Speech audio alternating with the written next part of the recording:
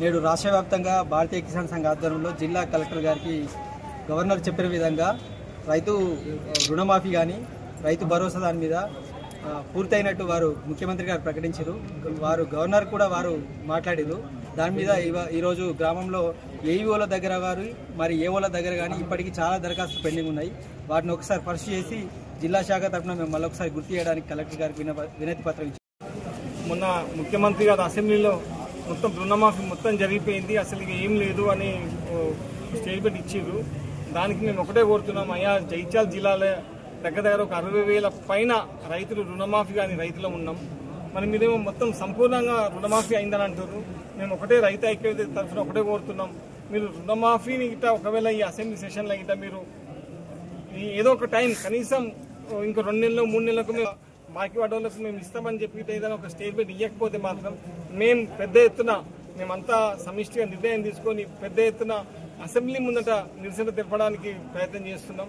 ఒకవేళ మీరు ఈ అసెంబ్లీ సెషన్లో ఏదైనా ఒక పాజిటివ్ స్టేట్మెంట్ మేము రుణమాఫీ నెలకో 2 నెలలకో చేస్తామని ఇట్లా స్టేట్మెంట్ ఇవ్వకపోతే మాత్రం పెద్ద ఎత్తున నిరసన తెలపడానికి మేము అంతా అందరం అనుకొని డేట్ నిర్ణయం చేసి ఈ అసెంబ్లీ సెషన్ లోపే పెద్ద ఎత్తున నిరసన తెలుపుతామని మీ ద్వారా మీడియా ద్వారా జగిత్యాల రైతు ఐక్య వేదిక జగిత్యాల శాఖ ఆధ్వర్యంలో రాష్ట్ర ప్రభుత్వం గత ఎన్నికల్లో ఏదైతే ఇచ్చిన హామీలు ఉన్నాయో రైతు భరోసా కానివ్వండి, రైతు రుణమాఫీ కానివ్వండి, అలాగే 12,000 మద్దతు ధరతో పసుపును కొనుగోలు కేంద్రాలు ఓపెన్ చేస్తామని చెప్పి రేవంత్ రెడ్డి గారు ఇచ్చిన గత వరంగల్ డిక్లరేషన్ పైన ఇచ్చిన హామీలు నెరవేర్చని ఎడల మొన్న అసెంబ్లీలో 2 లక్షల కింద ఉన్న ప్రతి ఒక్క రుణమాఫీ చేసినాం, 100% పూర్తి చేసినామని చెప్పి చెప్పడం జరిగింది.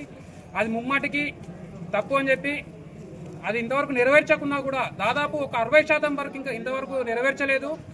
తప్పు లెక్కలతోని రైతుల పాలిట శాపంగా మారింది. ప్రతి ఒక్క రైతు కాంగ్రెస్ ప్రభుత్వం రైతు ప్రభుత్వం వస్తే పెరుగన్నం తిని అరువు మీద పడుకుందామని చెప్పి ఆలోచించి ఓట్లు వేస్తే ఈరోజు పురుగుల మందాగి పాడ మీద పడుకునే స్థితికి తీసుకొచ్చింది ఈ రాష్ట్ర ప్రభుత్వం.